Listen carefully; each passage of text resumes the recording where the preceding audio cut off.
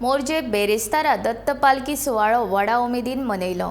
ह्या सुवाळ्याक शेकड्यांनी लोकांनी गर्दी केल्ली। भाविकांनी सकाळपासून दर्शना खातीर लायनी लायिल्ल्यो। पालखी सुवाळ्या निमतान धार्मीक आनी संस्कृतीक कार्यावळींचें आयोजन केल्लें। उपरांत मोरजी वाठारांत वाजयत गाजयत दत्ताची पालखी भोंवडायली।